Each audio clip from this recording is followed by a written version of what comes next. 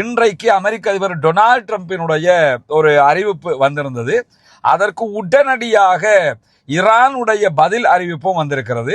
அந்த ரெண்டு அறிவிப்பையும் பார்த்தாலே தெரியும் இந்த யுத்தத்தினுடைய போங்கு எங்க இருக்குது, இந்த யுத்தத்தில் யார் உச்சமாக ஜெயித்து கொண்டிருக்கிறார்கள் என்பதும் நமக்கு தெரியும். நாங்க பெரிய அளவில் உங்களுக்கு உடனே பதிலடி கொடுக்காம ஓரளவுக்கு பதிலடி கொடுத்துக்கிட்டு இருந்ததுக்கான காரணம் என்னன்னு கேட்டா, உங்ககிட்ட இருக்கிற வெப்பன் எல்லாம் குறையணும், அதுக்காகத்தான் நாங்க அதை பண்ணினோம் அப்படின்னு சொல்லக்கூடியவரு, நீங்க யுத்தத்திலிருந்து ஒரு கௌரவமான வெளியேற்றத்தை தேடுறீங்க, இதுவும் எங்களுக்கு தெரியுங்கிறாரு. இப்ப என்னன்னா, நாங்க வந்தோம், ஹாமனியை கொன்றோம், எங்களுடைய சாதனைகளை நிலைநாட்டினோம், அது செய்தோம், இது செய்தோம், நாங்கள் போகிறோம் அப்படின்னு சொல்லி கௌரவமா போறதுக்கு நீங்க ட்ரை பண்றீங்க. கௌரவமா எல்லாம் போக முடியாது, அவமானகரமான தோல்வியோடு தான் நீங்கள் போக வேண்டும் அப்படின்னு சொல்லிட்டு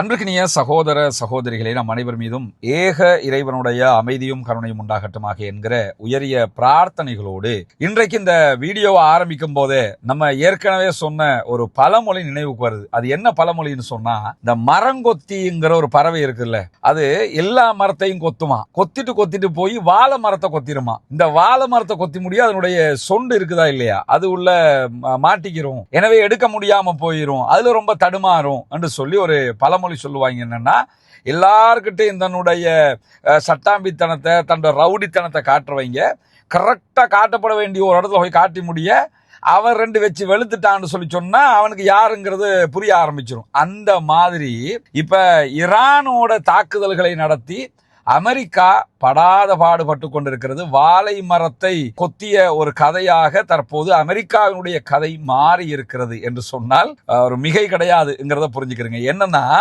இன்றைக்கு அமெரிக்க அதிபர் டொனால்ட் ட்ரம்பினுடைய ஒரு அறிவிப்பு வந்திருந்தது. அதற்கு உடனடியாக ஈரானுடைய பதில் அறிவிப்பும் வந்திருக்கிறது. அந்த ரெண்டு அறிவிப்பையும் பார்த்தாலே தெரியும் இந்த யுத்தத்தினுடைய போங்கு எங்க இருக்குது, இந்த யுத்தத்தில் யார் உச்சமாக ஜெயித்து கொண்டிருக்கிறார்கள் என்பதும் நமக்கு தெரியும். குறிப்பாக அமெரிக்க அதிபர் டொனால்ட் ட்ரம்ப் இன்றைக்கு வெளியிட்ட அறிவிப்புல என்ன சொன்னாருன்னா, இந்த ஈரான் மீதான அமெரிக்க இஸ்ரேலிய யுத்தம் விரைவில் முடிவடையக்கூடும், ஒரு சில நாட்களில் முடிவடையக்கூடும் என்கிற செய்திகள் அவர் சொல்லி இருந்தாரு. சொன்னது மட்டுமல்லாம அதுக்கு ஒரு கோட்வேர்டாக அவர் புரியும் விதமாக ஒரு விஷயத்தை என்ன சொன்னாருன்னு கேட்டா, ஈரான் மீதான யுத்தம்ங்கிறது ஒரு உல்லாச சுற்றுலா போன்றது, ஒரு டூர் போன மாதிரி நினைச்சுக்கிறேங்க. அந்த டூர் போன மாதிரிங்கிறதுனால சீக்கிரமா அது முடிஞ்சிடும், டூர்னா போயிட்டு வந்துருவோம்ல, அது மாதிரி இது முடிஞ்சிரும் அப்படின்னு சொல்லி அவரு சொல்லியிருந்தாரு. ரொம்ப சீக்கிரமாவே முடிவுக்கு வந்துடும்.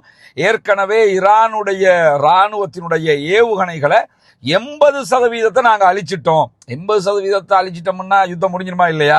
அது மாதிரி அவர் என்ன சொல்றாருன்னா, 80% ஏவுகணைகளை நாங்க அழிச்சிட்டோம், அதனுடைய திறன்கள், அதனுடைய அந்த பவரை ஒரு துளியாக குறைச்சிட்டோம், பெரிய பவர்லாம் ஈரான்ட்ட கிடையாது, ஒரு சின்ன துளி தான் இருக்குது அப்படின்னு சொல்லி சொன்னவர் என்ன சொன்னாருன்னு கேட்டா, மீதம் இருக்கக்கூடிய ஏவுகணைகளையும் ஒரு சில நாட்களுக்குள்ளாக நாங்க அழிச்சு இல்லாமல் ஆக்கிடுவோம், ஏவுகணைகளுடைய பெரும்பாலான பகுதியை வீழ்த்திட்டோம், ட்ரோன்களுடைய பெரும்பாலான பகுதியை நாங்க அழிச்சிட்டோம், இந்த ட்ரோன்களை உருவாக்குகிற இடங்களை எல்லாத்தையுமே நாங்க தாக்கிட்டோம், 3.5 நாட்களுக்குள்ளாக அமெரிக்காவுடைய ராணுவம் 46 உயர்மட்ட ஈரானுடைய கடற்படை கப்பல்களை அழிச்சிருக்குது அப்படின்னு சொன்னாரு. இந்த கப்பல்கள் விஷயத்துல தெளிவா ஒன்றை புரிஞ்சுக்கிறேன், 46 கப்பல்களை அழிச்சிருந்தா அது இந்த உலகத்துக்கு எவ்வளவு பெரிய செய்தி ஆகியிருக்கணும். இலங்கையினுடைய கடற்பரப்புல நின்ன ஒரு ஈரானுடைய கப்பலை அமெரிக்காவினுடைய போர்ஸஸ் சப்மரின் மூலமாக அடிச்சு அழிச்சாங்களா இல்லையா? அது உலகம் முழுக்க செய்தியா போச்சா இல்லையா? ஒரு கப்பலுடைய செய்தியை உலகம் முழுக்கம் போச்சுன்னா 46 கப்பலை, ஈரானுடைய ஆயுத கப்பல், நாங்க ராணுவ கப்பலை அழிச்சிருக்கிறோம்ங்கிறாங்க. அந்த 46 கப்பலை பற்றிய செய்தி சாதாரணமான ஒரு செய்தியா? ஆனா டொனால்ட் ட்ரம்பை தவிர யாருமே 46 கப்பல் அழிச்ச கதையை சொல்றதை நீங்க பார்த்திருக்க மாட்டீங்க. அதுல வேற இந்த பீத்து இருக்குல்ல, கட்டுற கதை எல்லாமே கம்பி கட்டுற கதையா இருக்குது. என்னன்னா, 46 கப்பலை அழிச்சதுக்கு பிறகு அவரு அமெரிக்காவினுடைய போர்சஸ்ட கேட்டாராம், ஏன் அழிச்சிய, அதெல்லாம் அப்படி பிடிச்செடுத்திருந்தா நம்ம அதை யூஸ் பண்ணிருக்கலாமா இல்லையா அப்படின்னு நான் கேட்டேன்.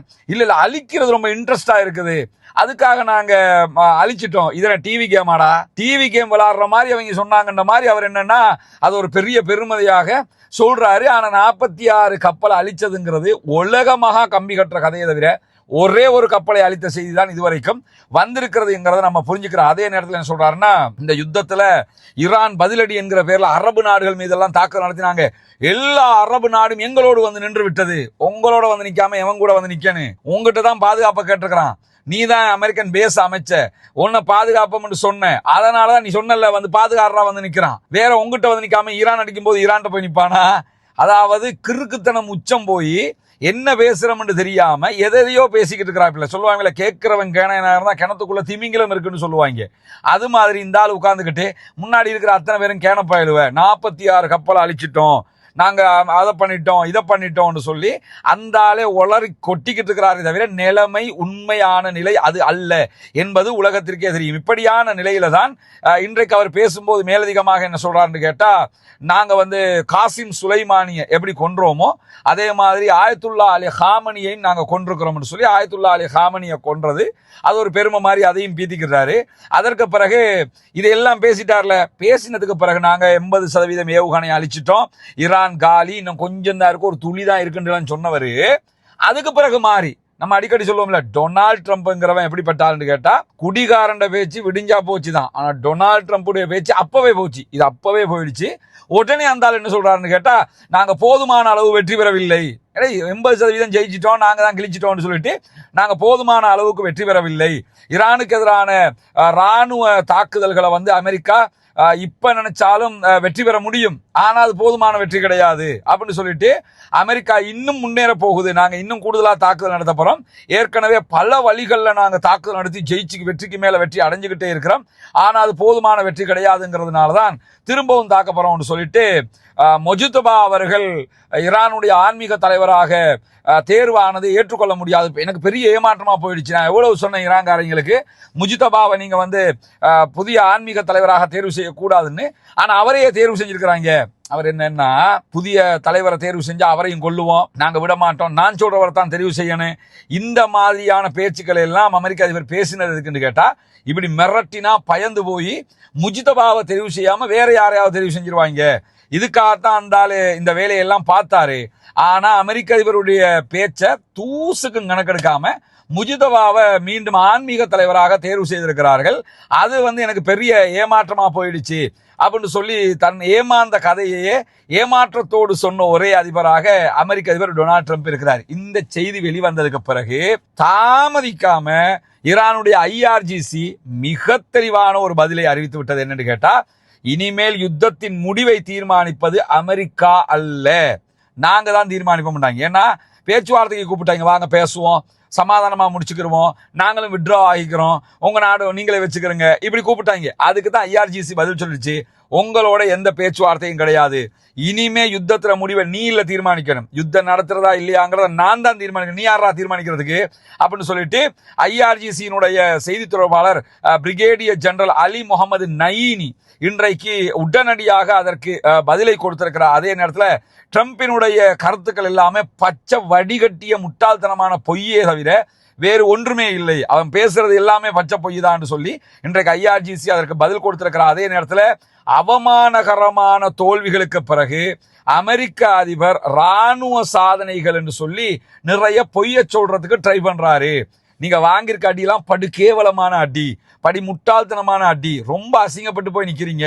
இவ்வளவு அசிங்கப்பட்டதற்கு பிறகு அசிங்கப்பட்டதை எல்லாம் ரொம்ப வெற்றி மாறி காட்டுறதுக்கு ட்ரை பண்றாரு என்று சொல்லக்கூடிய IRGC-னுடைய பிரிகேடியர் ஜெனரல் மேலதிகமாக என்ன சொல்றாருன்னு கேட்டா, இந்த யுத்தத்தினுடைய முடிவை நாங்க தான் தீர்மானிப்போம், நீங்க தீர்மானிக்க தரமாட்டோம் என்று சொல்லி அவர் சொல்லியிருப்பது மட்டுமல்லாம, உங்களுடைய வெடிமருந்து உங்கள்கிட்ட இருக்கிற வெப்பன் எல்லாம் குறைஞ்சிரும் தீர்ந்துரும் என்று எங்களுக்கு தெரியும், அதுக்கு தாண்டா உங்களை அடின்னு அடிக்கிறதுக்கு விட்டோம்ங்கிறாரு. நாங்க பெரிய அளவுல உங்களுக்கு ஒட்டனே பதிலடி கொடுக்காம ஓரளவுக்கு பதிலடி கொடுத்துக்கிட்டு இருந்ததுக்கான காரணம் என்னன்னு கேட்டா, உங்ககிட்ட இருக்கிற வெப்பன் எல்லாம் குறையணும், அதுக்காகத்தான் நாங்க அதை பண்ணினோம் அப்படின்னு சொல்லக்கூடியவர், நீங்க யுத்தத்தில இருந்து ஒரு கௌரவமான வெளியேற்றத்தை தேடுறீங்க, இதுவும் எங்களுக்கு தெரியுங்கிறாரு. இப்ப என்னன்னா, நாங்க வந்தோம், ஹாமனியை கொன்றோம், எங்களுடைய சாதனைகளை நிலைநாட்டினோம், அது செய்தோம் இது செய்தோம், நாங்கள் போகிறோம் அப்படின்னு சொல்லி கௌரவமா போறதுக்கு நீங்க ட்ரை பண்றீங்க. கௌரவமா எல்லாம் போக முடியாது, அவமானகரமான தோல்வியோடு தான் நீங்கள் போக வேண்டும் அப்படின்னு சொல்லிட்டு அமெரிக்க மக்களுக்கு நீங்க ஏன் உண்மையை சொல்ல மறுக்கிறீங்க? நீங்க 46 கப்பலை அடிச்சேன்னு சொல்றீங்க, அது உண்மையா? நீங்க செய்ததெல்லாம் உண்மையான்னு சொல்லிட்டு பாரசீக வளைகுடா பகுதிகளில் இருக்கக்கூடிய எல்லா அமெரிக்க ராணுவ தளங்களையும் அடிச்சிருக்கிறோம். இதை ஏன் அமெரிக்க மக்களுக்கு சொல்ல மாட்டேங்கிறீங்க? 46 கப்பல் அடிச்சோம்னு பச்சை பொய்யோ சொல்லிக்கிட்டு இருக்கிறியப்பா. நாங்க உண்ட எல்லா பேஸையும் அடிச்சு நொறுக்கிட்டு இருக்கிறோமே, இது அமெரிக்க மக்களுக்கு நீ சொல்லுவியா அப்படின்னு சொல்லி அமெரிக்க அதிபரை கேட்கக்கூடிய IRGC என்ன சொல்லுதுன்னு கேட்டா, அமெரிக்க இஸ்ரேலிய தாக்குதல்கள் ஈரானுடைய ஏவுகணை திறன்களை அழிச்சிட்டு அப்படின்னு சொல்லி ட்ரம்ப் சொல்றாரு. 80% ஏவுகணையை நாங்க அழிச்சிட்டோம் அப்படின்னு சொல்லி டொனால்ட் ட்ரம்ப் சொல்றாரு. ஆனா நாங்க யுத்தத்துல ஆரம்ப நாட்கள் அடிச்சதை விட கூடுதலா இப்பதான் அடிக்கிறோம்ங்கிறாரு. இப்ப அடிக்கிற அடியெல்லாம் சொல்லி காட்டுறாரு.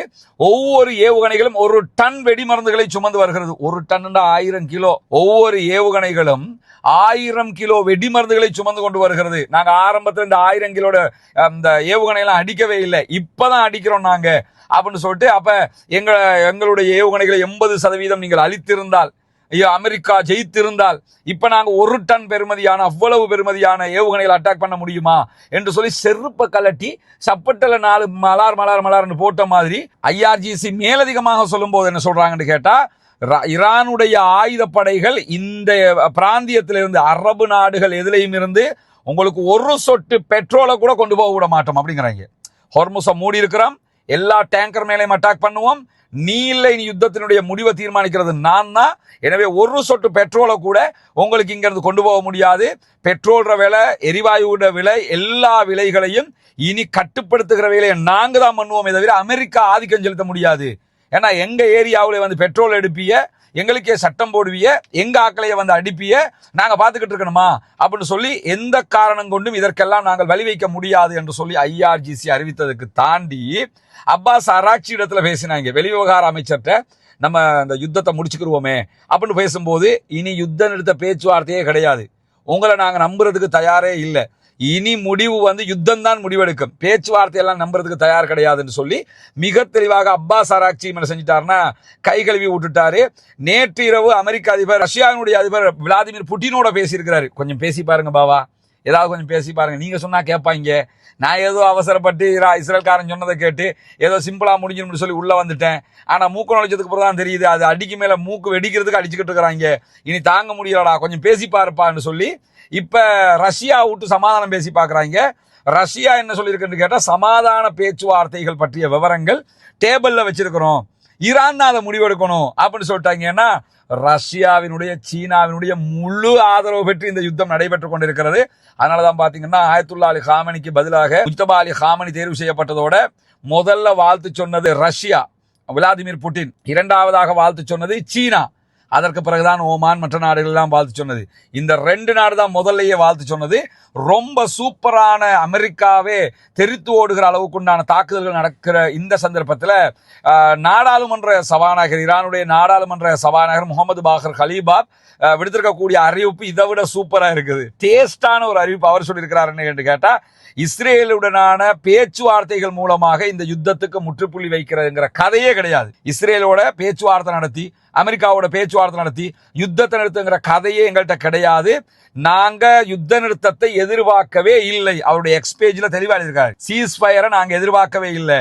இஸ்ரேலை அடிச்சு நொறுக்கிறதும் அமெரிக்காவுடைய பேஸுகளை அடிச்சு நொறுக்கிறது தான் எங்களுடைய வேலையாக இருக்குன்னு சொல்லிட்டு ஆக்கிரமிக்க வரக்கூடிய அமெரிக்காவுக்கும் இஸ்ரேலுக்கும் இது ஒரு பாடமாக அமையணும். எங்களுடைய நாங்க ரொம்ப நேசிச்ச ஈரானை இதுக்கு பிறகு ஒருபோதுமே தாக்குறதுக்கு யாரும் நினைக்காத அளவுக்கு வாயிலேயே குத்தலும் இருக்காரு. அவருடைய எக்ஸ்பதிவுல என்ன சொல்றாருன்னு கேட்டா, ஈரானை தாக்குறதுக்கு எவன் நினைச்சாலும் அவன் வாயிலேயே குத்துகிற அளவுக்கு நாங்க வேலை பார்ப்போம், அந்த அளவுக்கு தாக்குதல்கள் இருக்கணும், நாங்க இனி சீஸ் ஃபயரே கிடையாது. என்னன்னா ஈரான் நிபந்தனையற்று சரணடைய வேண்டும் என்று சொன்ன அமெரிக்கா இப்ப என்ன சொன்னா, வாங்கலை கொஞ்சம் பேசி ஏதாவது பண்ணி சமாதானமா முடிச்சுக்கிருவோமே என்று கெஞ்சி கேட்கக்கூடிய நிலை மாறி இருக்கிறது. ஈரானோட யுத்தம், பிறகு பேச்சுவார்த்தை, பிறகு யுத்தம், பிறகு பேச்சுவார்த்தை, இந்த மாதிரி ஒரு ரொட்டேஷன்ல போறதுக்கு நாங்க தயார் இல்லை என்று சொல்லி இன்றைக்கு ஈரானுடைய பாராளுமன்ற சபாநாயகர் கலீபாப் சொல்லியிருக்கிறது மட்டுமல்லாம, எப்பொழுதுமே சமாதானம் பேச வர்றது ஏன்னு கேட்டா, இஸ்ரேல் எங்கெல்லாம் தோக்குற நேரத்துல எங்களோட வாங்க சமாதானம் பேசுவோம், வாங்க நம்ம யுத்தத்தை முடிச்சுக்கிறோம். 12 நாள் வார்லையும் இதைத்தான் பண்ணீங்க. இப்ப நீங்க தோல்வி அடைகிற நேரத்துல மீண்டும் சமாதானம், வாங்க யுத்த நிறுத்தம் பேச வர்றீங்க. இனி யுத்தத்தை நிறுத்துறதை பத்தி நாங்க தான் தீர்மானிப்போம், அமெரிக்கா கிடையாது. இந்த ஹொர்முஸ் பகுதியில் வர எல்லா கப்பலுக்கும் அடிப்போம்னு சொல்லி சிம்ம சொப்பனமான ஒரு பதிலை சொல்லியிருக்கிறார்கள். உண்மையிலே இந்த இடத்துல நம்ம அத்தனை பேருமே எதிர்பார்க்கறது இதைத்தான். என்னன்னா, இந்த ஷியா சன்னி பிரச்சனை உண்டாக்கி கூட பார்க்குறாங்க, எதையோ செய்ய பார்க்குறாங்க. நன்றாக ஒன்றை புரிந்து கொள்ளுங்கள், அமெரிக்கா இனி எந்த நாட்டுக்குள்ள நிக்கோலஸ் மதுரோவினுடைய வெனிசுவேலாவுக்குள்ள பூந்து அவரை தூக்கிட்டு போனது என்ன? எவ்வளவு அராஜகம் ஒவ்வொரு நாட்டில். இந்த மாதிரி எந்த நாட்டுக்குள்ளேயும் சட்டாம்பித்தனம் பண்றது, அராஜகம் பண்றது இருக்கக்கூடாதுங்கிறதுக்கு தான் அல்லாஹு தாலா ஈரான் மூலமாக அமெரிக்காவுக்கு இந்த ஒரு பாடத்தை படித்து கொடுக்கிறான் என்பதை நம்ம புரிய முடிகிறது. இந்த நிமிடம் வரைக்கும் ஈரானுடைய கை ஓங்கி கொண்டே இருக்கிறது என்பதை நீங்கள் புரிந்து கொள்ள முடியும். அதனாலதான் ஈரான்கிட்ட போய் இப்ப சமாதானம் பேசுறாங்க, சீஸ்ஃபயருக்கு கெஞ்சுறாங்கிற காட்சிகளையும் நம்ம பார்த்துக்கிட்டு இருக்கிறோம். பொறுத்திருங்கள், நம்முடைய இரவு அப்டேட்ல இன்னும் பல சுவாரஸ்யமான செய்திகளும் அமெரிக்காவுடைய கெஞ்சல்களும் கதறல்கள் பற்றிய செய்திகளும் இருக்கிறது. தொடர்ந்தும் இணைந்திருங்கள். ரஸ்மின் மேசி நியூஸ் மற்றும் ரஸ்மின் டாக்ஸ் ஆகிய 2 சேனல்களோடும் இந்த உண்மை செய்திகளை உங்களுக்கு கொண்டு வந்து தந்து கொண்டே இருக்கிறோம். அதே போன்று ஆக்கிரமிப்பாளர்களுக்கு எதிராக தொடர்ந்தும் அல்லாஹ்விடத்திலே பிரார்த்தனை செய்யுங்கள். புனிதமிக்க ரமதானுடைய மாதத்திலே ஆக்கிரமிப்புகள் நீங்க வேண்டும், மத்திய கிழக்கு அமைதி பெற வேண்டும், முழு உலகம் அமைதி பூங்காவாக மாற வேண்டும், ஜனநாயக ரீதியில் ஆக்கிரமிப்பாளர்களுக்கு எதிராக குரல் எழுப்புவோமாக. அல்ஹம்துலில்லாஹி ரப்பில் ஆலமீன். அன்பிற்கினிய சகோதர சகோதரிகளை, நம் அனைவர் மீதும் ஏக இறைவனுடைய அமைதியும் கருணையும் உண்டாகட்டுமாக என்கிற பிரார்த்தனைகளோடு இன்றைக்கி நம்ம நிற்கக்கூடிய இந்த இடம் ஒரு பெரிய வாட்டர் டேங்க். அதுக்கு மேலே தான் நம்ம நின்றுக்கிட்டு இருக்கிறோம். இந்த டேங்க் கட்டப்பட்டு இன்றைக்கு மக்களுடைய பாவனைக்காக நம்ம ஒப்படைச்சிருக்கிறோம். இது பொத்துவில் ஒருக்காமலை பகுதிகளில் இருக்கிற ஹிஜ்ரத் நகர் பள்ளிவாசல் வளாகத்துக்குள்ளே தான் நம்ம கட்டியிருக்கிறோம். அங்கே தெரிகிறது பள்ளிவாசல். அந்த கிணறு பாலடைஞ்ச கிணறு. இந்த ஏரியா மக்களுக்கு தண்ணீர் தேவை இருந்த காரணத்தினால இந்த டேங்க் கட்டப்பட்டு இன்றைக்கு அவர்களுக்காக ஒப்படைக்கப்பட்டிருக்கிறது.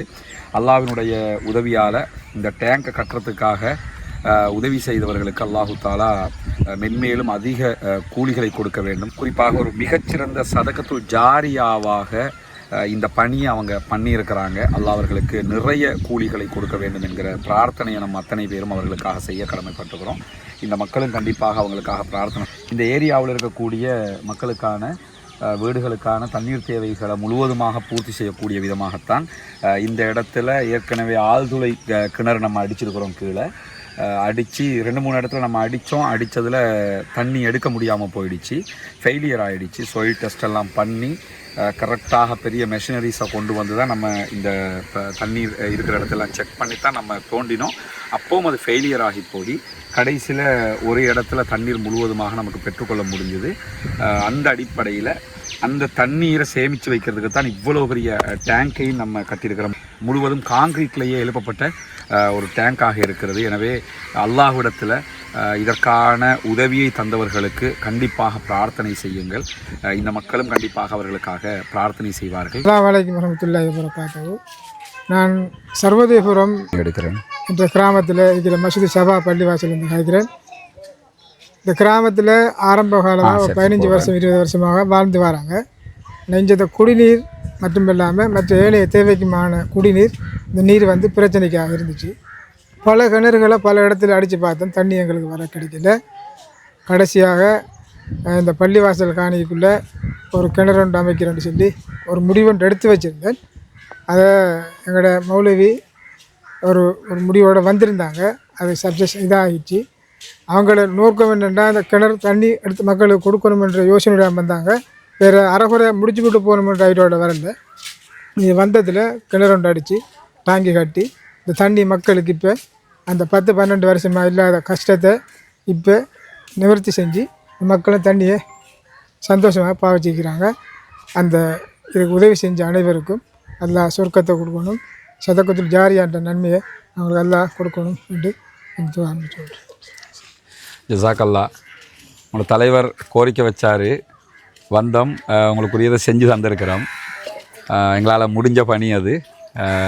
2வது அதில் நாங்கள் தலைவர் சொன்ன மாதிரி ஏற்கனவே கிணறு அடித்து ஃபெயிலியர் ஆகி அதான் மெஷினே கொண்டாந்து அடித்தோம்.